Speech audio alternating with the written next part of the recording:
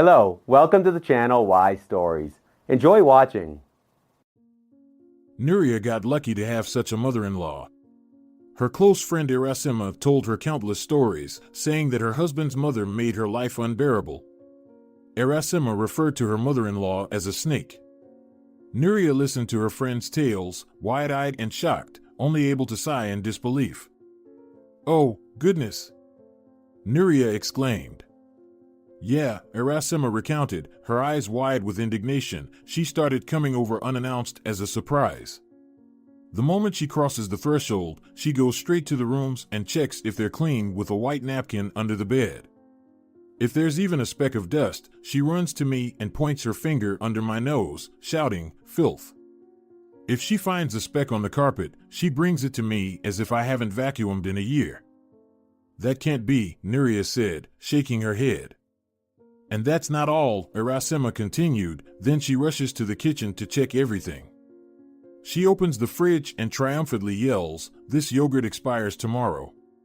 Are you trying to poison my son with expired food? And for how many days has this soup been sitting here? Did you cook it yesterday? You've lost your mind. Vasco should only eat fresh food." Irasema imitated her mother-in-law with a shrill voice, and despite the horrifying situation, it was impossible not to burst into laughter. Then she goes to the bathroom and toilet. Is the toilet sparkling? Is the towel pure white? Is the washing machine not overflowing? Then she checks how Vasco's shirts are arranged in the closet. Are they ironed well enough? If not, according to her authoritative opinion, she starts yelling at me. What a nightmare, Nuria sighed, but secretly she was grateful that she got lucky with her husband's mother. Even in her worst nightmares, she couldn't imagine Toya Hidalgo raising her voice or saying anything remotely rude. Her mother-in-law had always been remarkably delicate and tactful, not even pushing for grandchildren, although Nuria's own mother frequently brought up the topic. "Nuria, when are you going to have children? The time has come. I want to have an opportunity to spend time with them." During family gatherings, numerous aunts, cousins, and others also pressured Nuria without holding back their expressions. "Nuria, what's wrong with you? When are you going to get pregnant? You're not getting any younger. How old are you? 27? Well, my dear. At your age, I was already giving birth to my third child, and in the maternity ward, I was the oldest among everyone. They called me the old-timer." Nuria forced a strained smile and mumbled something incomprehensible in response. Questions about when she and her husband would start a family were agonizing for her. It had been 5 years since their wedding, and they still didn't have children, not because they didn't want them, but simply because it wasn't happening. The merciless pregnancy tests always showed a single line. In the first year after their wedding, Nuria and Bruno didn't think much about having children. However, when they finally decided it was time, it turned out that it wasn't as easy as snapping their fingers. Every month, Nuria prayed for a positive outcome, but the only thing she got was the consistent disappointment. Friends, acquaintances, and colleagues who had already become parents bombarded her with well-meaning advice and tried-and-true folk methods to conceive quickly. She brewed herbal teas, stood in birch tree poses, and took some Indian Ayurvedic tablets, but nothing seemed to help. After a year of unsuccessful attempts, Nuria finally surrendered and sought the help of medical professionals.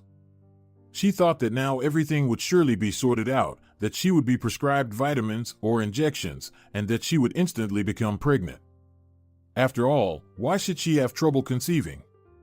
Her cycle was as regular as clockwork, she had never had an abortion, and she had never contracted any sexually transmitted diseases. Perhaps it was just stress and a simple vitamin deficiency. However, after numerous tests and examinations, she was diagnosed with a rather serious condition that made natural conception impossible, even with assisted reproductive technologies. It required lengthy and, at times, painful treatment. Months of unbearable waiting followed again. Tears, hopes, and each time her heart shattered into thousands of pieces, which Nuria desperately was trying to glue back together, repeatedly patching it until she was exhausted and simply drained. Two options remained, surrogacy or adoption, but Nuria didn't want to hear about them. At the same time, she dreaded that Bruno would leave her, that someday she would become a burden to him, and that he would seriously desire a child of his own with another healthy woman. Her husband assured her that he loved her more than life itself, and whether they had children or not was irrelevant. Still, Nuria couldn't shake the feeling of inadequacy. She kept her problems and anxieties to herself, not sharing them with friends, family, or even her mother. Most of all, Nuria despised it when people pitied her. She learned to brush aside tactless questions and ignore them. If someone was particularly persistent, she calmly stated that she was child-free, letting many shake their heads in confusion, but at least there was no humiliating sympathy in their eyes, which Nuria feared so much. Among all these overly curious individuals, Toya, Nuria's mother-in-law, was a model of delicacy and unobtrusiveness. She always asked Nuria about her well-being but never invaded her privacy or allowed herself any inappropriate comments, unsolicited advice, or uncomfortable questions. Nuria endlessly respected, valued, and even loved her mother-in-law for this. She hadn't encountered a more benevolent and decent person, and it seemed that Toya returned her the favor, referring to Nuria as her own daughter, always caring for her as much as for her own son. Nuria learned about her mother-in-law's serious illness entirely by accident. Toya kept it hidden from everyone, even Bruno. When the son and daughter-in-law visited her, she unfailingly greeted them with a warm smile and a table laden with food. However, in the last month, Nuria began to notice that, although her mother-in-law still set the table as before, she looked very tired each time, almost exhausted, as if cooking sapped all her strength. Toya, Nuria said, "You don't have to strain yourself for us. You get tired of standing by the stove for half a day. There's no need for such sacrifices. Next time, we'll buy something ourselves, and that's enough." Her mother-in-law smiled with pale lips. "Oh, Nuria, dear, I feel perfectly fine. It's a joy for me to treat you and Bruno to something delicious." Nuria frowned. "I can see that you look tired, weak, and a bit pale, and there are dark circles under your eyes. You need more rest." "I'll rest in due time," Toya waved off. "I'm just so glad that you haven't forgotten me and come to visit. Let me take care of you a little, my dear." Bruno himself began to suspect that something was amiss with his mother. "Mom seems to have lost a lot of weight. She became thin." He shared his observations with Nuria. She became concerned. "I noticed it too. Yet, she insists that everything is fine. She looks exhausted and unhealthy." "That's Mom. She's always like this," Bruno sighed. "She never admits when she's feeling unwell or if something hurts. Maybe she should have a medical checkup?" Nuria suggested. "Check her blood, heart, and other internal organs. Just to be on the safe side." Bruno frowned. "Do you think there's something serious?" Nuria shook her head. "No, but just in case. Or maybe she's just tired. We should buy her a vacation by the sea. She hasn't gone anywhere to have a rest for so long," Bruno suggested. "That's a good idea," Nuria nodded.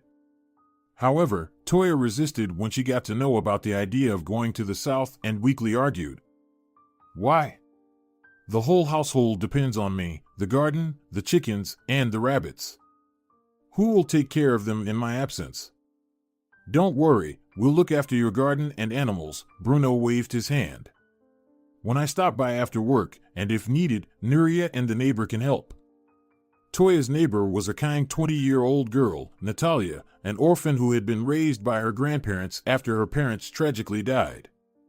However, it had been a year since the elderly couple passed away, leaving Natalia all alone. Fortunately, she inherited their house, and from morning till night, Natalia busied herself with household chores, occasionally stopping by Toya's to help with something or simply chat as neighbors do. Natalia earned a living by sewing at home, not much, but it was enough for her solitary life, especially since the garden and livestock provided her with decent sustenance. Of course, Natalia won't refuse to help. Upon hearing about the neighbor, Toya brightened up. "I'll talk to her, probably. If she agrees, fine, I'll go to your see. Honestly, Nuria didn't particularly like this neighbor of her mother-in-law. She reminded her of cunning characters from movies. The girl even spoke similarly, in a high-pitched voice with a meek and shy smile, behaving like an obedient little lamb. But deep down, Nuria understood that what irritated her the most about the neighbor was not her modesty or doll-like face with clear submissive eyes. Nuria suspected that Natalia had long been hopelessly in love with Bruno, her husband. Once, she shared her suspicions with him, but her husband just snorted mockingly. Who? Natalia? Come on, what are you talking about? I remember her as a kid. She always tagged along when I hung out with the guys and asked them to join us for a swim in the river, a walk in the woods, or a night out. She's 7 years younger than me. I never saw her as a woman, more like a little sister. Nuria pressed her lips together and didn't say anything, but she thought to herself that childhood was long over and Natalia was no longer a kid but a quite attractive adult. However, Nuria had no reason not to trust her own husband. If he said he didn't see Natalia as a woman, then so be it. Toya returned from her seaside vacation very pleased.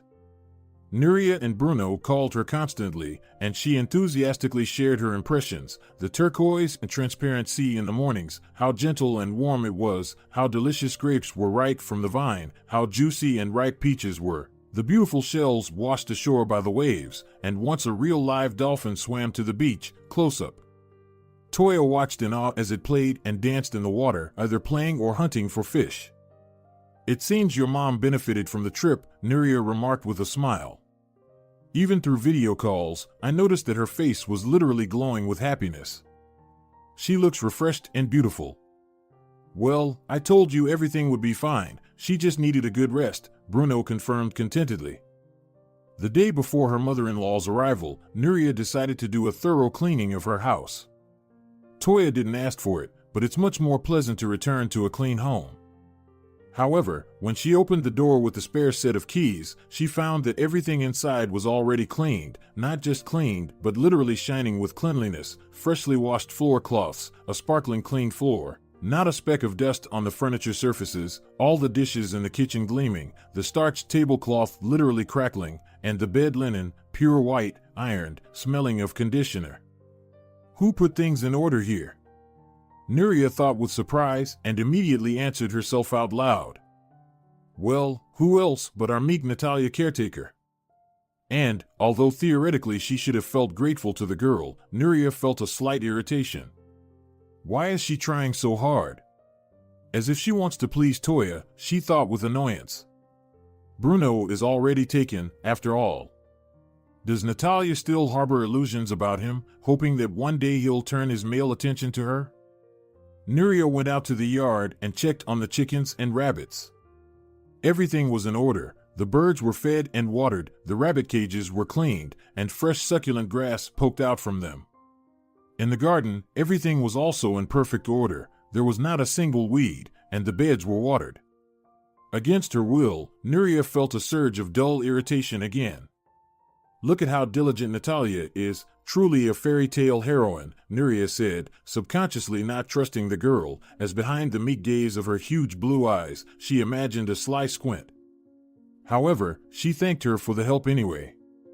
But Nuria's husband, she thought, shouldn't even have caught Natalia's eye. He's not her type. Besides, he didn't cheat on his wife, he loved only Nuria. Nuria and Bruno went together to the airport to welcome Toya, and now they were attentively searching the crowd of arrivals for the familiar, slender figure. There she is, exclaimed Nuria joyfully, the first to notice Toya, and she waved to her. The woman headed towards them, smiling and dragging her small suitcase on wheels. Bruno and Nuria rushed to her to hug and kiss. And then something terrible happened. Right before their eyes, their mother suddenly made a choked sound and paled, the paleness even showing through her fresh tan. Before Bruno and Nuria could react, Toya began to slowly sink to the ground, like a lifeless rag doll. Bruno rushed to his mother and managed to catch her just before the inevitable fall. Meanwhile, Nuria, looking around, shouted piercingly, "A doctor, we need a doctor, someone is unwell here."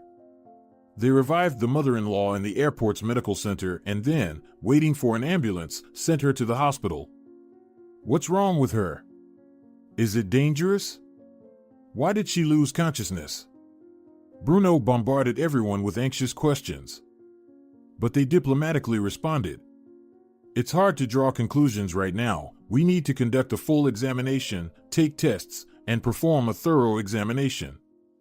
Bruno, I'm fine, his mother reassured him weakly, lying on the stretcher. It's just fatigue, a change in climate, my head was spinning, it will pass.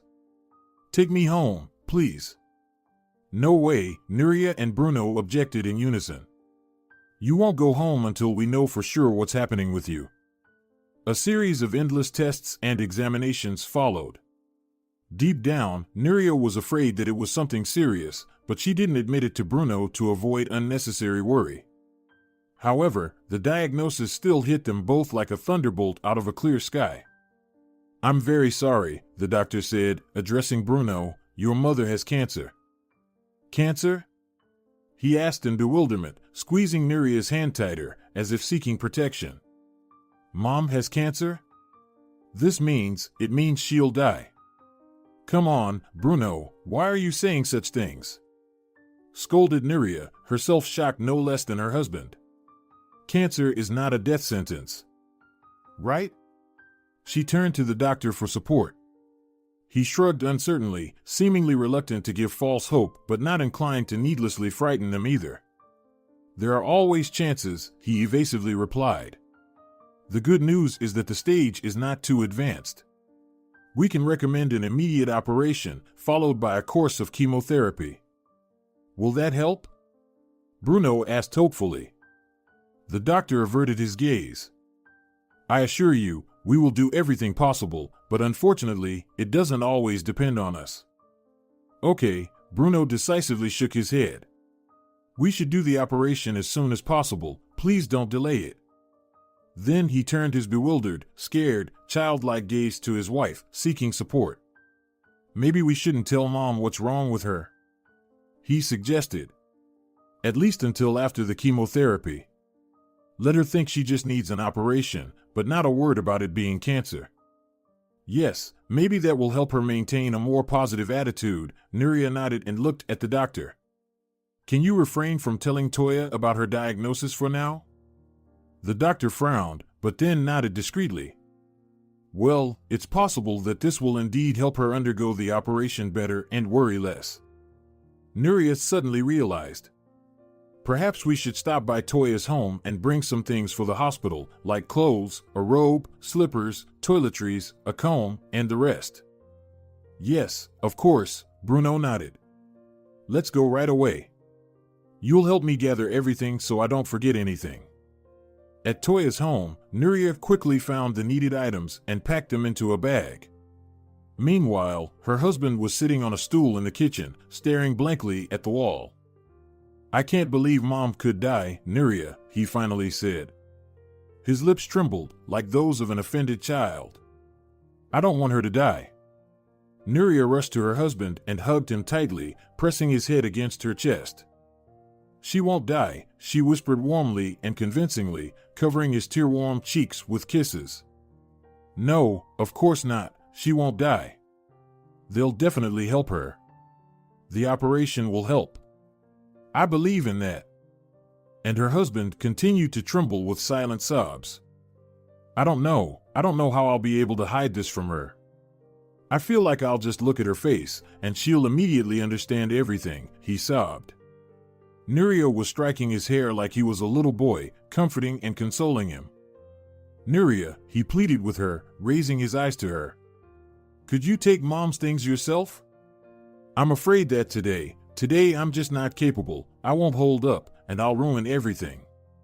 I can't look at her, knowing about her terrible diagnosis. I need some time to process everything. Of course, my love, Nuria nodded. I'll go to the hospital myself and give everything to Toya. You really need to calm down and gather yourself. Thank you, Nuria, he said, pressing her hands to his lips.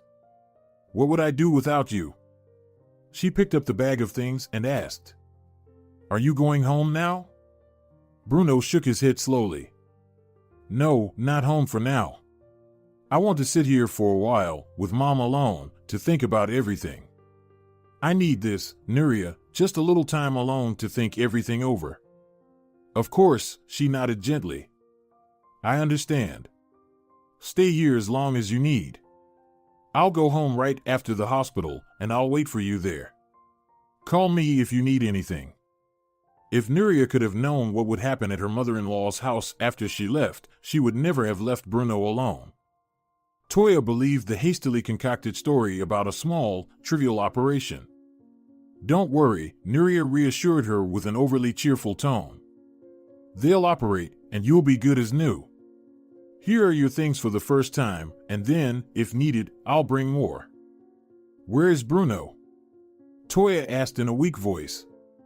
Oh, he was urgently called to work, Nuria lied. He sends you his best regards and promises to visit you tomorrow, for sure. Well, Toya said to herself. If I really had something serious, Bruno would be here now. So my health problems must be nonsense. Nuria felt awkward about deceiving this woman who trusted her and didn't suspect anything bad, but she still managed to force a smile and nod encouragingly. You'll recover soon, Toya. And now try to rest and get some sleep. Tomorrow, Bruno and I will come and bring you something tasty. When Nuria arrived home, her husband was not there, probably still at his mother's house. She didn't bother him with calls, deciding that she would take care of preparing dinner. Also, she needed to cook something dietary and nutritious for her mother-in-law. In the hospital, of course, they also fed her, but home-cooked food couldn't compare with it. While Nuria was busy in the kitchen, washing, cleaning, and chopping vegetables and boiling chicken broth, time flew by imperceptibly, and the gloomy thoughts subsided on their own. However, evening came, dinner had long been ready, and Bruno still hadn't returned. Hesitating, Nuria sent him a message, "Where are you?" He didn't reply right away. "There, at Mom's house." "Should I wait for you for dinner?" He read the message, but this time Bruno was silent for a very, very long time. Finally, he texted, "I think no, I want to stay here with Mom. Have dinner and go to bed without me. I'll come late. Good night." Trying not to show how deeply upset she was, Nuria also wished him a good night and sighed. She had no appetite whatsoever. She couldn't sleep for a long time, as she felt terribly empty and cold without her husband. While waiting for Bruno and unsuccessfully trying to fall asleep, Nuria's thoughts kept returning to her mother-in-law's illness and the upcoming surgery. She sincerely cared about Toya and wished her a speedy recovery, but deep down, she feared the chances were slim. It was terrifying even to imagine what Bruno must have been feeling right now. After all, it was his mother. Sleep finally overcame her only towards morning. When pink rays of dawn timidly penetrated through the curtains, Nuria fell into blissful oblivion. She woke up only when she heard the sound of a key turning in the lock. She jumped out of bed as if scalded. Bruno came. But how much time has passed? Glancing at the clock, Nuria couldn't contain her astonished exclamation. Wow, it's already 8 in the morning, which means Bruno didn't spend the night at home at all. Hastily throwing on a silk robe, Nuria rushed to meet him and almost screamed in shock. Bruno smelled like alcohol from 2 meters away, and he could barely stay on his feet, swaying and clutching the walls.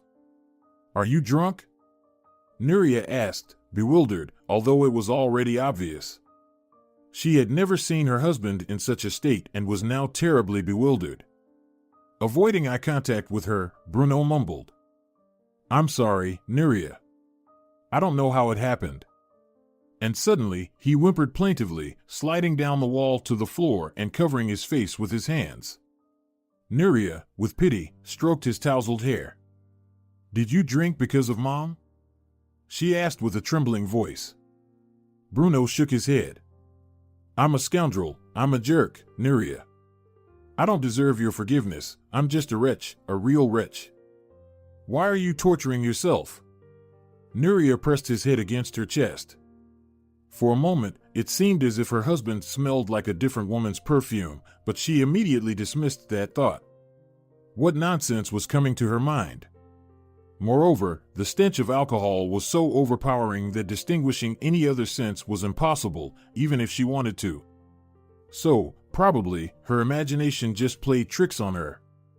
Your reaction is perfectly natural, and I understand it. You're worried about your mother, Nuria comforted him. You have nothing to apologize for. Bruno continued to sob so bitterly and inconsolably that Nuria's heart literally ached with sorrow. At that time, she still didn't know that the reason for his tears wasn't his mother's illness but something else. The operation on her mother-in-law was successful, and everyone breathed a sigh of relief. However, Bruno, since the day he came home drunk, has imperceptibly changed. Nuria couldn't quite put her finger on what these changes were, but her husband became entirely different, occasionally acting like a stranger. It seemed like he was avoiding Nuria, trying not to meet her gaze, and if he did, he immediately guiltily looked away, as if he were ashamed of something in front of her. Finally, Nuria couldn't take it anymore. Why are you looking at me as if you're a guilty child or a mischievous cat? She exclaimed, throwing her hands up. Did something happen? Her husband darkened and grumbled. Nothing happened, everything is fine. Then why have you become so distant? Nuria asked in desperation. At times, I'm even afraid to approach you. You're making up nonsense, Bruno mumbled, turning away again. I'm the same as before, nothing has changed. However, Nuria knew that wasn't true. Well, since Bruno didn't see fit to share his feelings with her, she didn't pry into his soul, hoping that with time, everything would gradually fall into place and her beloved Bruno would return to his former self. However, the changes with her husband only worsened over time. Bruno became even more closed, gloomy, and uncommunicative. A deep wrinkle appeared between his eyebrows. He often seemed lost in thought, staring into space, and then his face would take on the expression of someone tormented by something horribly distressing. At some point, Nuria even feared that Bruno was also sick, like his mother, and cautiously broached the subject of his well-being. But in response to her concerns, her husband only snapped. I'm healthy, absolutely healthy. Don't make things up. She was even a little offended and shed a few tears. Bruno, of course, immediately came to his senses, pulled her towards him, buried his face in her hair, just like before, and mumbled hoarsely through clenched teeth. Forgive me, Nuria, I've completely tortured you. Again, he's asking for forgiveness, wondered Nuria. What is weighing on him so much? Then she started noticing that Bruno was staying later after work. At first, she didn't pay much attention to it, especially since, upon returning home, her husband tersely reported. Went to see my mother. Nuria had no reason to suspect him of deceit. After all, these frequent, almost daily visits to his mother eventually began to worry her.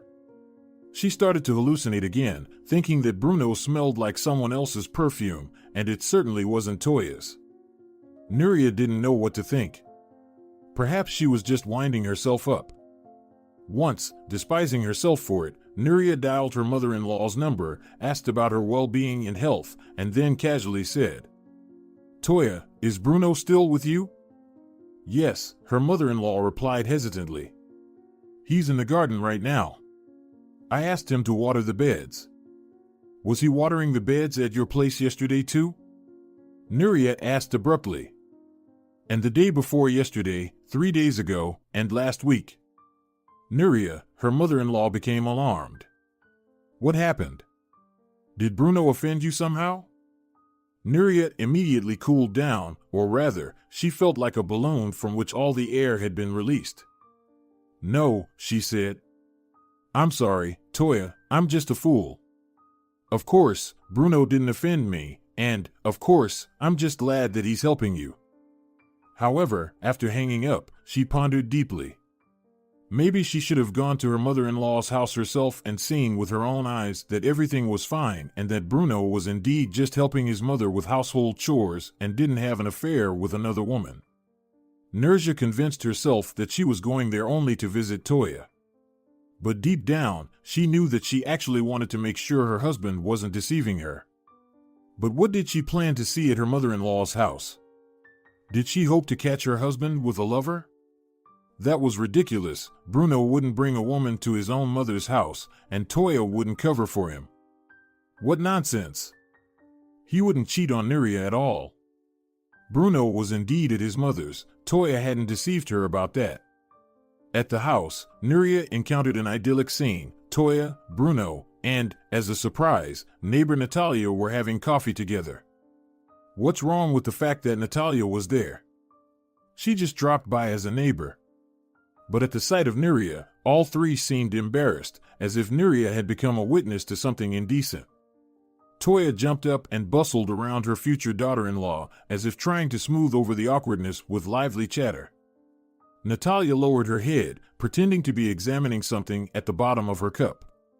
And Bruno? At first, he turned pale, then blushed and sighed. What are you doing here? Just came to visit Toya, Nuria replied, feeling pathetic and lost. Do I still have the right to do that? Of course you do, Nuria, her mother-in-law exclaimed. This is your home, you know that perfectly well. However, at the moment, Nuria felt superfluous. What home? She felt like she was an uninvited and unwanted guest. Well, I think I'll go, Natalia muttered, getting up from the table. No one stopped her. As Natalia walked past Nuria, a familiar fragrance caught her attention. Could it be the same scent that has been lingering around Bruno lately? Well, you're kind of paranoid, Nuria scolded herself. Why would her husband get involved with that flirt? It was absurd. After Natalia left, the atmosphere became even more unbearable. All three, her mother-in-law, Bruno, and Nuria, felt awkward and constrained. Finally, after barely half an hour, Nuria hastily prepared to leave. Week followed week, month followed month. Her mother-in-law had another examination at the clinic, and now she needed to see doctors regularly to prevent a recurrence. Suddenly, out of the blue, it turned out that the illness had returned, or rather, it hadn't gone anywhere. It had just been dormant for a while and then struck with renewed force, affecting a different organ. It was painful to look at Bruno. Even Nuria struggled to hold back tears when she heard the doctor's verdict. This time, there's no hope. Prepare yourself. A couple of months, maybe 6 at most. The end is inevitable. The most challenging part was telling her mother-in-law about it, but as it turned out, she had already guessed. They couldn't do anything. At most, palliative therapy could alleviate suffering but not cure it. This shared tragedy seemed to bring Nuria and Bruno closer again. He sought support from her once more, tried to stay close, stopped lingering at work, and no longer disappeared in the evenings. Together, they surrounded the sick woman with care and attention, and they even hired a carer to be with her around the clock. The countdown was no longer in months but in days. Forgive me, Nuria, her mother-in-law said shortly before her death, her lips barely moving. Nuria didn't understand why she was asking for forgiveness. Unexpectedly, many people attended the funeral. Everyone in the village loved and respected Toya. Many spoke kind and warm words about the deceased. Many were genuinely crying. Strangely, Natalia didn't come. She was usually around Toya, but she didn't even come to the funeral. The wake was decided to be simple, right in the house, and everyone came not empty-handed. Someone brought a pie, someone brought pancakes, and someone else brought some other memorial treat. The mother-in-law looked at everyone gathered in the mourning frame on the photograph, and in the picture, she looked just like earlier, young, smiling, and beautiful. Nuria had the lump in her throat and, to hide her tears, slipped out of the room into the kitchen, even making up an excuse. She needed to replace the plates for one of the guests. In the kitchen, 2 gossipy neighbor women, Claudia and Nora, were chattering. Nuria didn't particularly like them for their penchant for gossip, but she couldn't just throw them out. After all, they came. They were true to form, busily murmuring in a corner near the stove. They didn't notice Nuria. Engaged in conversation, she involuntarily slowed her pace, eavesdropping. It seemed like she heard Bruno, her names, and the name of that meek Natalia. Thank God she had the decency not to attend the funeral, Nora loudly whispered. Can you believe what a snake Natalia turned out to be, pretending to be innocent and pure? Yes, Toya is to blame herself. She spoiled her and treated her too well, Claudia declared in an equally loud whisper. This quiet one has been hanging around Bruno since childhood, peeking into everything and batting her eyes. And Toya acted as if she didn't notice anything. Natalia was like a saint to her. On the other hand, you can understand Toya, Nora chimed in. She's been wanting grandchildren for a long time, but the daughter-in-law turned out to be an empty shell.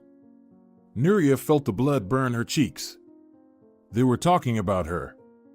Yes, unlucky indeed, Claudia clicked her tongue. God, forgive us. Nuria is a good girl, courteous and respectful, but she can't give birth. How long can a man endure such a woman? That's why Bruno couldn't take it anymore. Nuria pressed her palms against her burning cheeks. Bruno couldn't endure being with her. What nonsense! There he was, here in the room, sitting at the table, not going anywhere. He was with her, he was right there. Still, taking a man away from a living wife is the vilest thing, Nora spat indignantly. And how did that witch manage to pull it off? Bruno never paid any attention to her, and suddenly, he got involved with her. Oh, you never know with these types, Claudia lamented. She could have used some tricks on him or seduced him. These seemingly meek ones are actually shameless harlots. Oh, I had a feeling that behind that angelic Natalia face, there was a devil. Nuria was about to burst into the kitchen and sternly asked them about the topic of their conversation. Did Bruno cheat on her? And with whom? With Natalia? No, this was all nasty women's gossip. She couldn't believe such nonsense. But at the very moment when she was ready to announce her presence and put the gossiping neighbors in their place, she heard a phrase that made her freeze. And look, what a disaster. Nuria hasn't been able to get pregnant for a year, and this wretch got pregnant right away. Now they have twins. Nuria, in shock, covered her mouth with her hand, holding back a scream. Twins? Whose twins? Natalia's? Lovely ones they turned out to be, so nice, Nora sighed. They look just like their daddy, just like two peas in a pod. Yes, spitting images of Bruno, whether it's a daughter or a son, confirmed Claudia. It's clear why Toya softened. After all, grandchildren, no matter how you twist it, are closer and dearer than any golden daughter-in-law. Have you seen Bruno? The man is completely worn out, his face has darkened. Of course, he lost his mother, such grief. But he's also grim because of his illegitimate children. He loves his wife and can't abandon the kids either. He loves them too. After all, they're his blood relatives. Tears slowly rolled down Nuria's cheeks. She continued to stand, pressing her hand to her mouth, not wanting to reveal herself with an inadvertent scream or moan. How painful and sickening it was for her now. The truth that unfolded before her was horrifying. It was as if blinds had fallen from Nuria's eyes. She instantly understood the reason for her husband's frequent delays all these long months.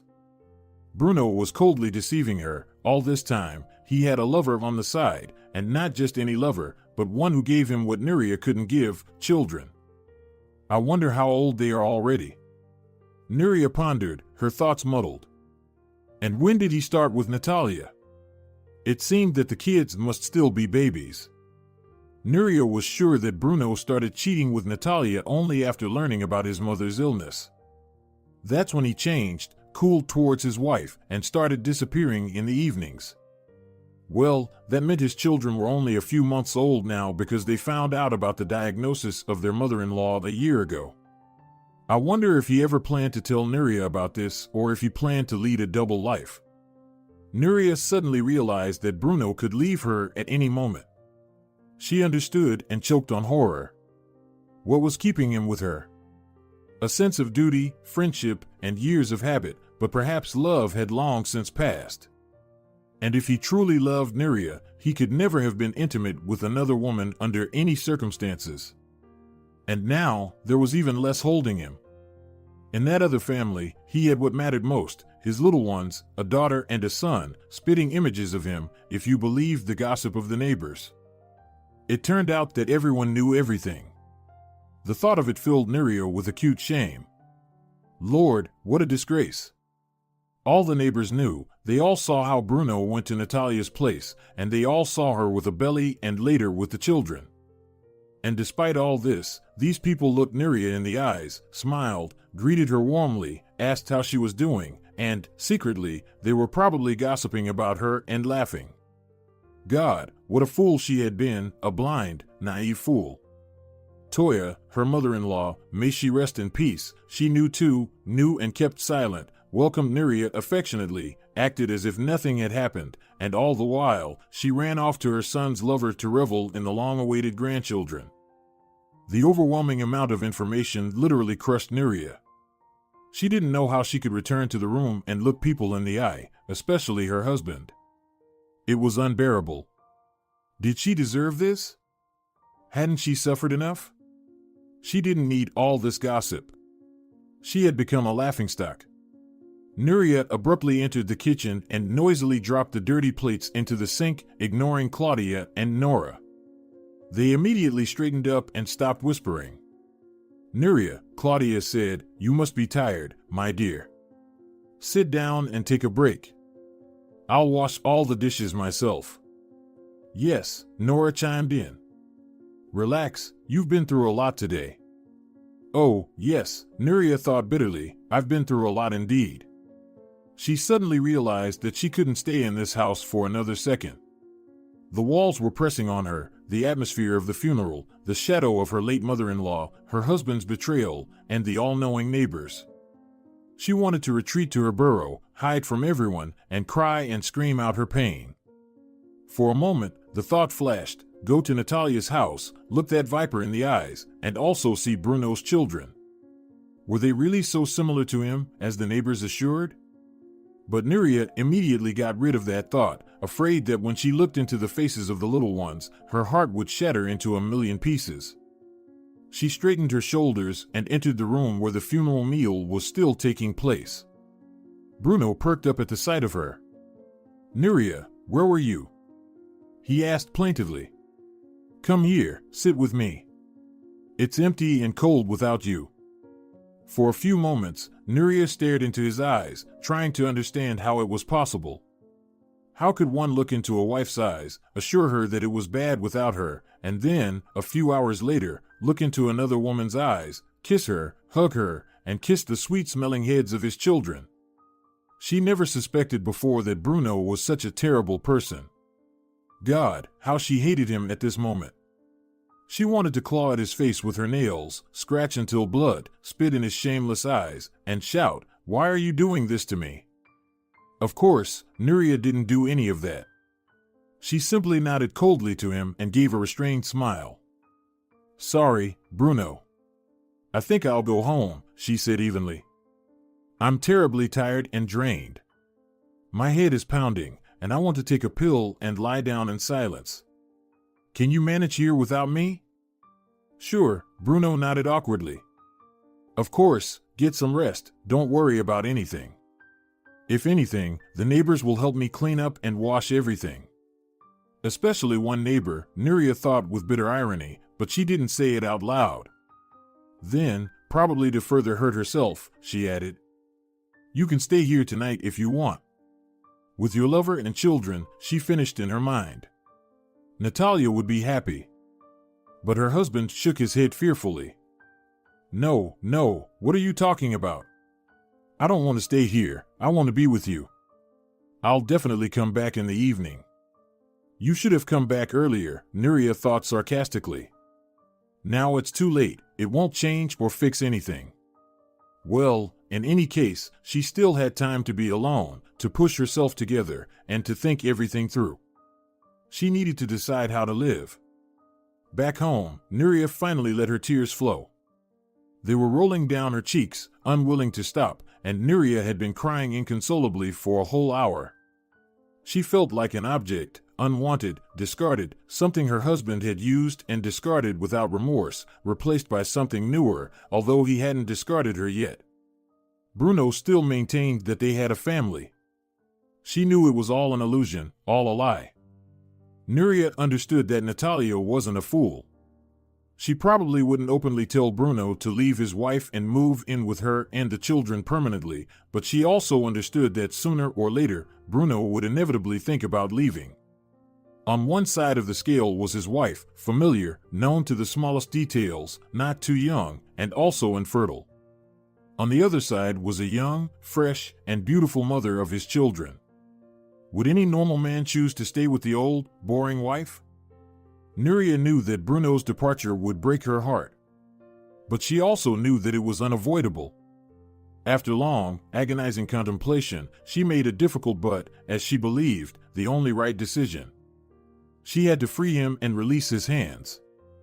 Nuria wouldn't wait for him to leave her, she would just leave on her own.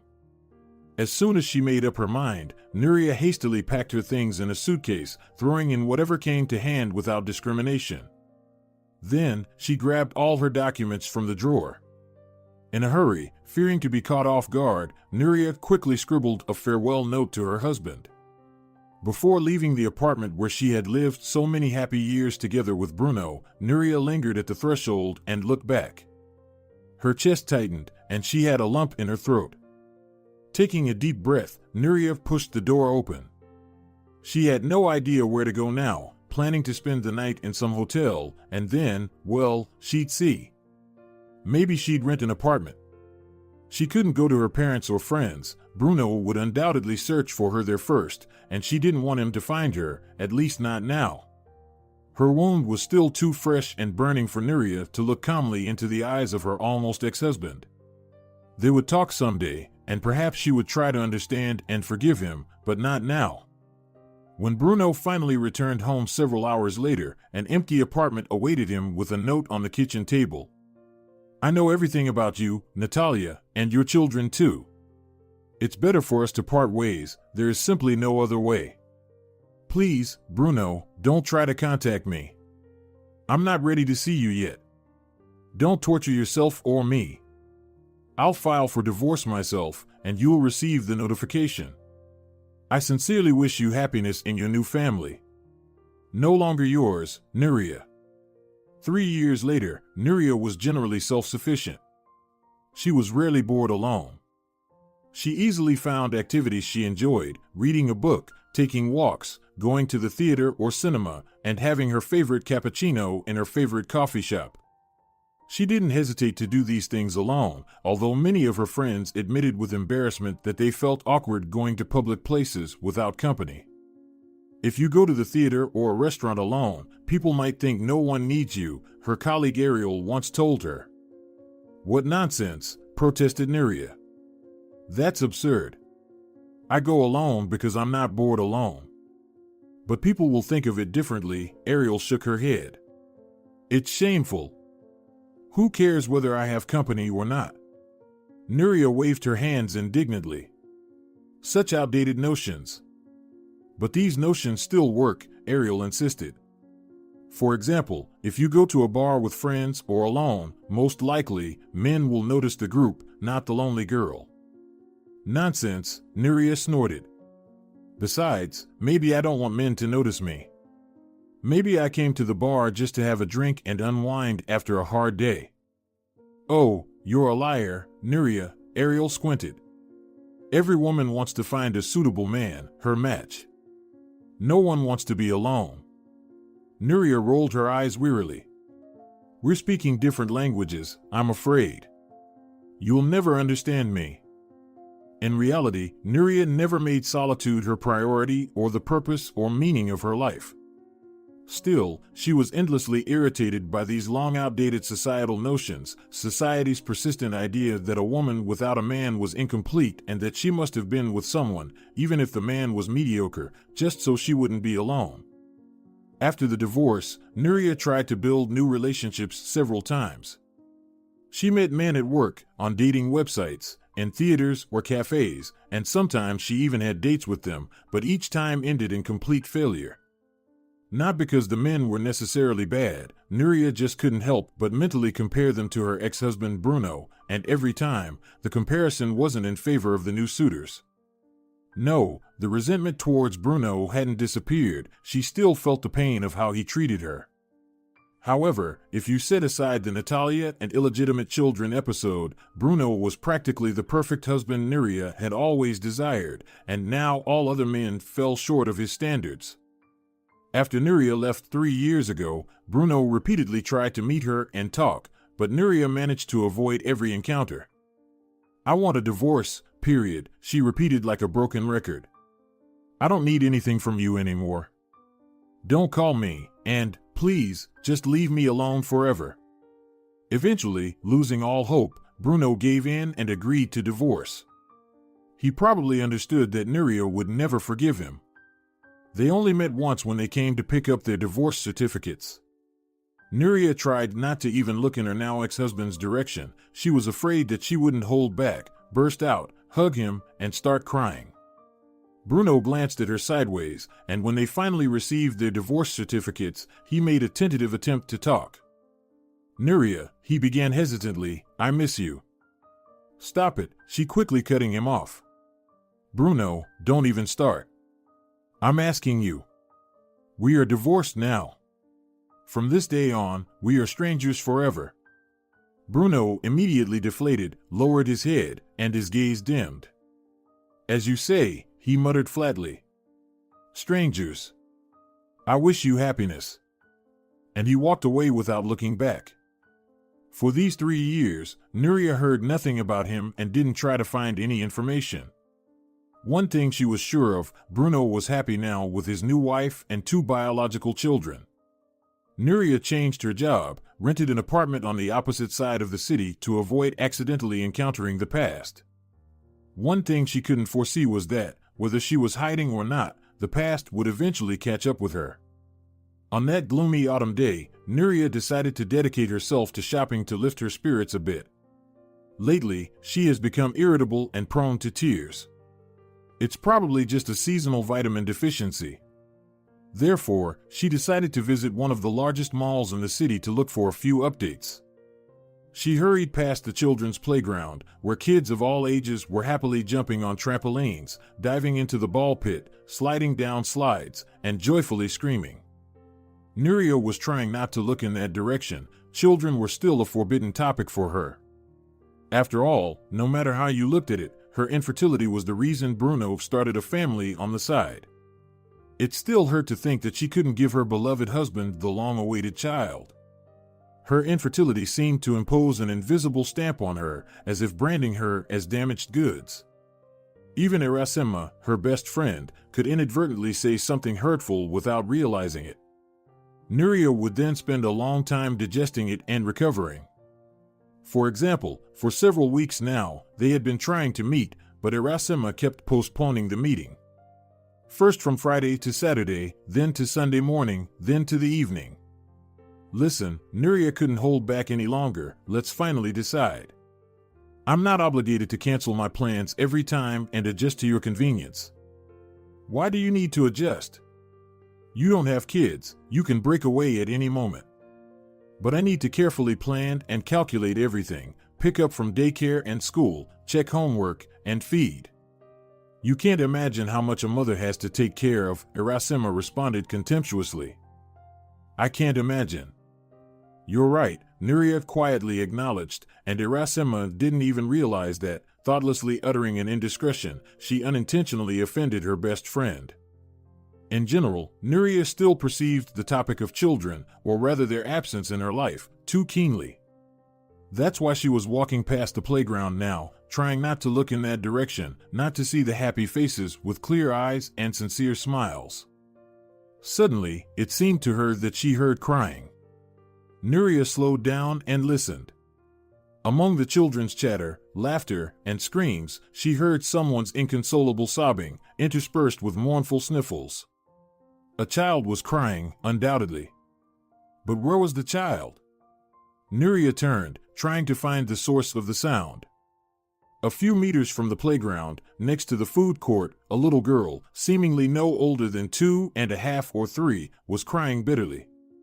Her light curls were disheveled, her braids unraveled, and the ribbons of her bows were helplessly tangled and hung down. Nuria looked around, trying to find the toddler's parents nearby. There was no one. Undoubtedly, the girl was here completely alone, possibly she got lost. Nuria decisively approached the girl and sat down in front of her, crouching. "Hey," she said affectionately, "why are you crying?" Rubbing tears with tiny fists on her red, tear-stained face, the girl looked up from under her brows and whimpered. "I got lost." Well, of course, as Nuria thought, the shopping center was huge, and there were many people. It was not surprising that the little girl got lost and panicked. "Did you come here with your parents?" Nuria asked. The girl continued to look at her cautiously. "Dad says I'm not supposed to talk to strangers," she finally declared.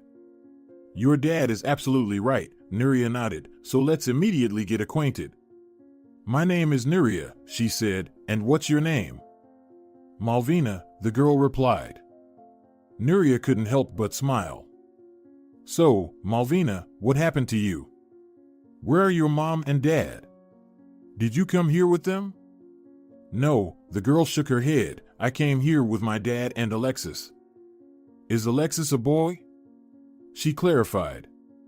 "That's my brother," Malvina explained. "I see. So, you came here with your dad and brother. Where are they now?" Nuria continued to ask leading questions. "Alexis needed to go potty," the little girl explained straightforwardly. "Dad took him to the bathroom and told me to wait here." "Have you been waiting long?" The little girl nodded with a mournful sigh, her face showing genuine sorrow mixed with panic. "Yes. Maybe they forgot about me and went home." Nuria shook her head. "I don't think so. How could they forget about such a lovely, beautiful girl? They'll be back soon, for sure." Malvina, sniffling, immediately brightened up. "Your braids are coming undone," Nuria noticed. "Let me fix them for you." The little girl shook her head. "They're not undone," she said carefully. "Daddy just doesn't know how to do them properly." "Ah, so your dad did your hair?" Nuria guessed. "What about your mom?" The girl looked at Nuria with a serious and sad expression. "Mommy died," she said. "Oh my," Nuria gasped. "I'm so sorry. I didn't know." The girl sighed deeply. "I want Santa Claus to give me and Alexis a new mommy for the new year. Dad says it's not possible that Santa Claus can only give me a small toy. But I still believe," she added fervently, clenching her fists to her chest. "All right," Nuria nodded with a sigh. "Let's think about how we can find your dad. You don't have a cell phone, of course." "No." Malvina shrugged. "Dad says I'm still too little." "Which makes sense. You don't happen to know his phone number, do you?" The girl shook her head. "Well, do you at least remember your name?" "I said it, my name is Malvina." The little girl frowned angrily, as if annoyed by Nuria's inconsiderate question. "No, I mean the full name. The last name, first name." "I know the last name," the girl nodded. "Malvina Domingo." Nuria involuntarily flinched. Domingo. It used to be her surname, her ex-husband's surname. "And what's your dad's name? Do you remember?" "I remember," Malvina nodded. "Bruno." Nuria couldn't believe her ears. Was it a coincidence? There could be many men with the same name in the world. She squinted at the girl's face, trying to see traces of her ex-husband, and with horror, she found them, the same eye shape, the same eyebrow arch, the same nose shape, the same lip pattern. One would have to be blind not to notice the obvious resemblance. "And your brother Alexis," Nuria suddenly asked with a hoarse voice, "is he your age? Is he as old as you are?" "Yes," Malvina proudly nodded. "We were born on the same day, we are twins," she added with pride. Nuria closed her eyes, haunted by voices and memories. Nuria couldn't get pregnant for years, and this girl got pregnant right away, and with twins. They turned out to be beautiful, lovely, just like their father. Malvina and Alexis, 3-year-old twins, have a father, Bruno. She wanted it to be a coincidence, please. Nuria suddenly stopped breathing. Malvina, you said that your mom passed away? Yes, the girl nodded, a long time ago. I hardly remember her. What was her name? Do you remember? Nuria asked hopefully and at the same time fearfully. Malvina nodded again. Natalia. It was the answer that Nuria had both longed for and, at the same time, was afraid of. Her mom was Natalia, with her gentle face, huge blue eyes, and a soft voice. But before she could fully comprehend it, she heard an excited voice nearby, a voice she wouldn't mistake for anyone else's. Nuria, is that you? She continued to squat in front of the little girl, slowly raising her head, and locked eyes with her beloved eyes. It was the eyes she would recognize from a million, eyes that had hardly changed in 3 years, except for a desperate melancholy that now lived in their depths. Hello, Bruno, Nuria said softly, getting up. Daddy, I knew you would find me. Malvina shouted joyfully, rushing into his arms. Malvina, I told you not to go anywhere from the bench where Alexis and I left you. Bruno scolded, not taking his eyes off Nuria. The little girl looked down. I got bored. I went to look at the fish in the aquarium, then wandered off and forgot where my bench was. I went to look for it and got lost. It's not my fault. She pouted stubbornly. Nuria told me you were looking for me, and you really were. Bruno continued to gaze at Nuria, staring at her as if he couldn't take his eyes off her. She felt uncomfortable under his intense gaze. To cover her embarrassment, she coughed and quietly said, Malvina told me about Natalia. I'm so sorry. Please accept my condolences. Bruno responded with a flat, emotionless voice. Children lost their mother. But you've lost your wife, too, Nuria reminded her hesitantly. Lost your beloved, she almost added before stopping herself. Bruno shook his head and said slowly, looking straight into Nuria's eyes. Natalia and I were never married. She gasped. Why? She asked, although it was none of her business. After all, why should if she cared why they didn't get married? Do they really need it? Many families live together without it. The main thing was that he took responsibility for the children. Because I didn't want to marry her, and I never loved her, Bruno said clearly. But then how? Nuria swallowed a lump in her throat and looked at the twins, who were now chatting happily and laughing together. The children aren't the result of immaculate conception. Bruno ran his fingers through his thick hair, ruffling it nervously. Listen, this is a long conversation, he said. I could have explained everything to you back then, but you never wanted to listen to me then. And indeed, 3 years ago, Nuria had refused to listen to any explanations. She simply ran away from the cruel and hurtful truth. But enough time had passed, and it didn't hurt as much now. Was she ready to hear the truth now? She timidly nodded to her ex-husband. If you still want to tell me the truth, then I'm ready. 10 minutes later, Malvina and Alexis were already sitting at one of the tables in the food court, enthusiastically devouring French fries, pizza, and nuggets with great appetite, all the while chatting animatedly. Bruno and Nuria settled at the adjacent table. They didn't order any food, a piece wouldn't go down their throats. However, Bruno got a cold lemonade for himself and his ex-wife. So, Bruno nervously clenched and unclenched his fingers, and Nuria couldn't help but admire them. She always liked his hands, which were so beautiful and masculine, with muscular forearms, prominent veins, strong palms, and long, powerful fingers. Where should I start? Start from the beginning, Nuria smirked humorlessly.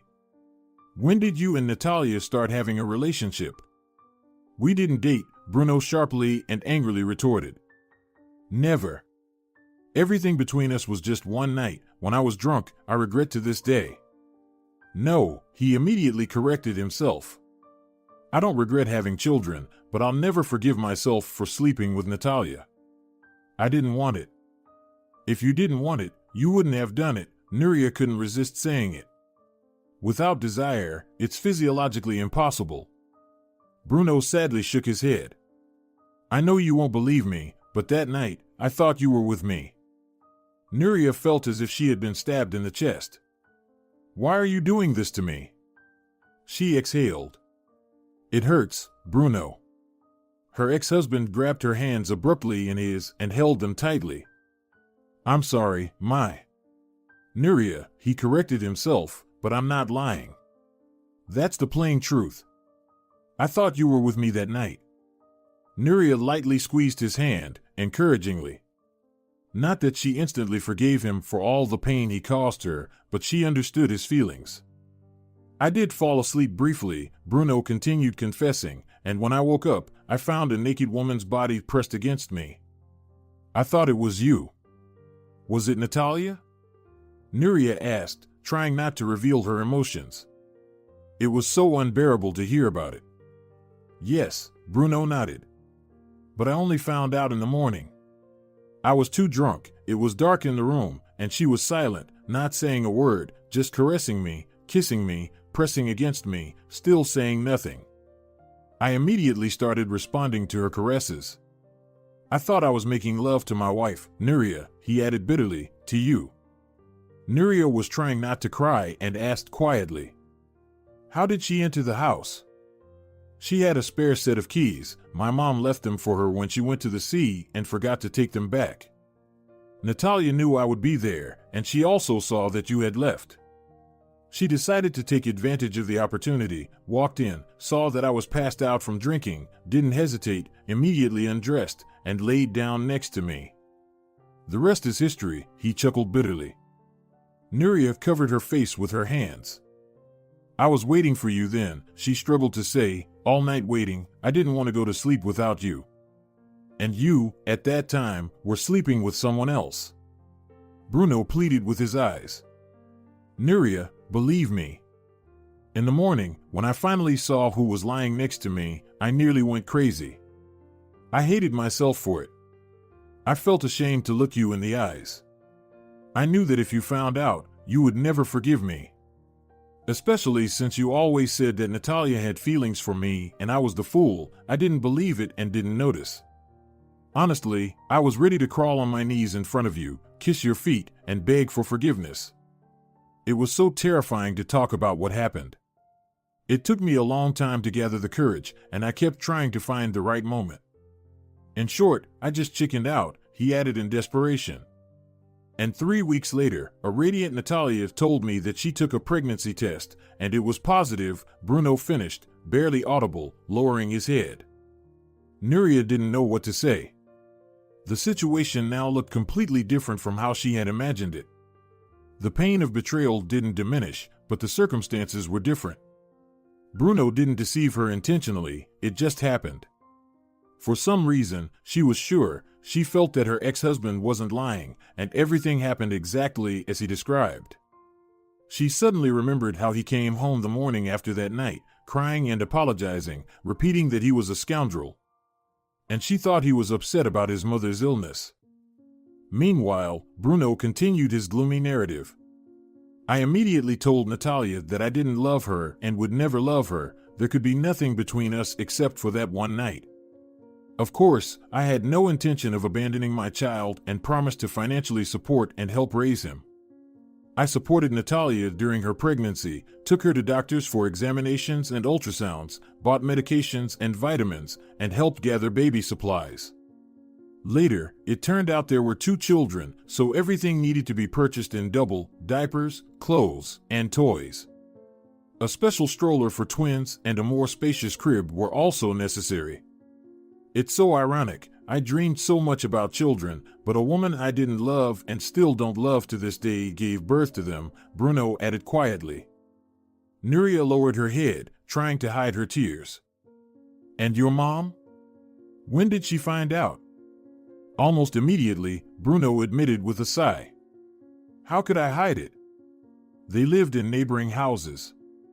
She soon noticed that I was taking Natalia somewhere and bringing her back. At first, she thought I was having an affair. She gave me a good scolding. My mom couldn't stand when you were around and was ready to kill me for the betrayal. I had to tell her the whole truth and ask her not to expose me. Mom kept insisting that you didn't deserve this. She asked me for forgiveness before she died. Nuria remembered. Now I understand what she meant. I'm a fool. Bruno clenched his head with his hands. I should have told you everything myself, not waiting for others to tell you. That's how it turned out in the end. You somehow learned the truth at the funeral. Did someone from the neighborhood let it slip? Right? Well, sooner or later, it had to happen. I kept silent because I was terribly afraid of losing you, and in the end, I lost you anyway. Nuria looked bitterly at her ex-husband, and her heart was torn apart by pain and pity. God, how she used to love him, and it seemed like that feeling hadn't completely died in her. Yes, Bruno was guilty, very guilty. But she was at fault too. She didn't want to hear his explanation and preferred to just disappear from his life. In the end, whom did she harm the most? Only herself. Or maybe no one, because Bruno never found happiness in her absence. What happened to Natalia? Nuria asked cautiously. Car accident, Bruno explained briefly. She had just gotten her driver's license and wasn't very confident yet. In the end, she lost control of the car during the rain. Thank God, the kids weren't with her in the car.